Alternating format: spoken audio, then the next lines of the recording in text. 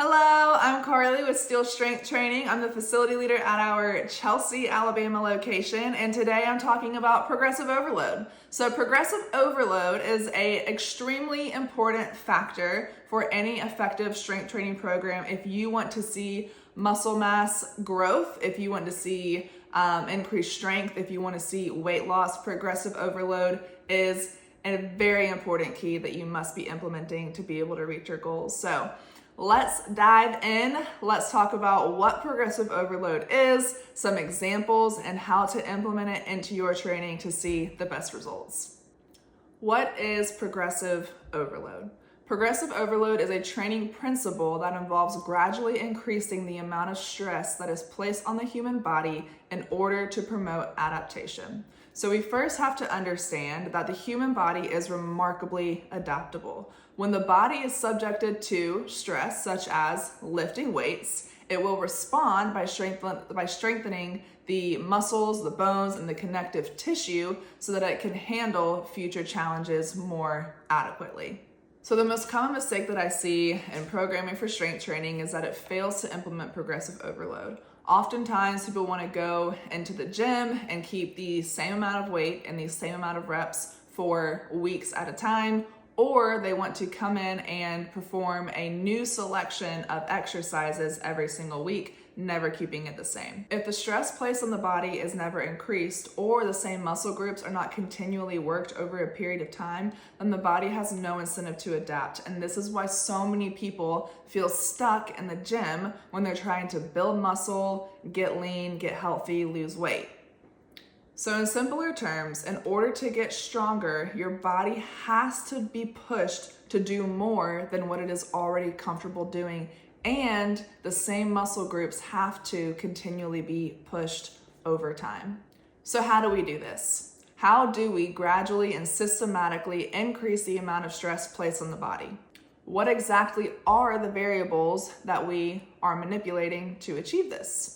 There are many variables that you can use to achieve this, but the simplest and most effective are volume, load, frequency, efficiency, and complexity. First is load, and load is essentially the amount of weight that you are using for an exercise. And this one is the most straightforward to apply. So you want to add from 1 week to the next about 2.5 to 5 pounds to the weight that you used the week prior. So for example, if you're performing squats and last week you did squats for 100 pounds, this week you'll want to use 105 pounds.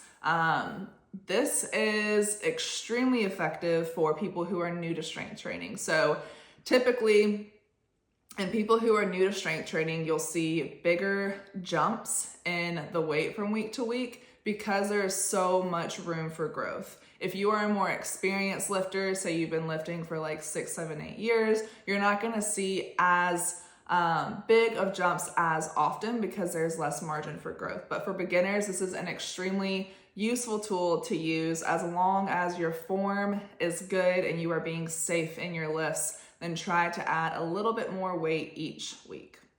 Next is volume. Volume is the number of reps or sets that you are performing each week. So for this one, if you're increasing the number of reps, then you want to keep the weight relatively the same. So if you're lifting bench press for 65 pounds for 8 reps 1 week, then the next week you want to try for 65 pounds at 10 reps.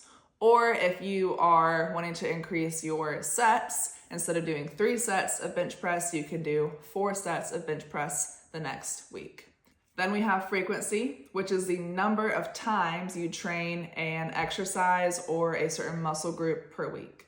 So for example, if you're working on your deadlift and you're working on deadlifts 1 time per week, you can bump it up to 2 times per week. But for this one, I would not advise going over 2 deadlift sessions per week, just so you have time to recover. Recovery is a super important part of your growth as well. So if you're hitting deadlifts like 4 or 5 times per week, you're hitting those muscle groups that often, you're gonna do more harm than good. So take time to recover, and I would suggest capping it at 2 sessions per week per exercise or per muscle group. Then we have efficiency, and efficiency is the amount of time in which it takes you to complete your workout. So this one is better for muscular endurance more so than maximal strength. So like if you're a power lifter and you're trying to increase your PRs, this one is not going to be super beneficial for you because that rest time is really, really important. But if you're looking to increase your muscular endurance, then this is a great one to incorporate in your training. So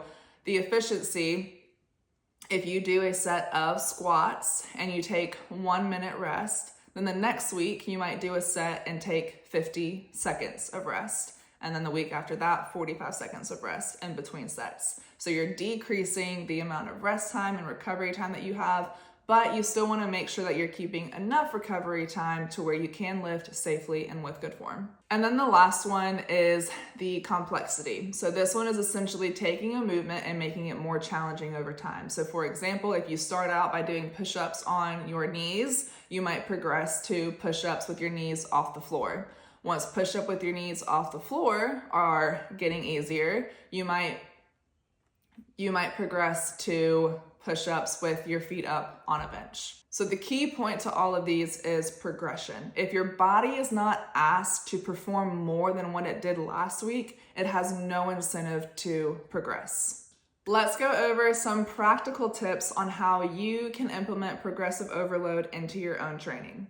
First and foremost, and the most important, you have to track your lifts. If you are not tracking your lifts, you don't know what you did last week, then you won't know what to do this week. So you must track your lifts. You must track the exercises you're doing, the reps and the sets and the weight.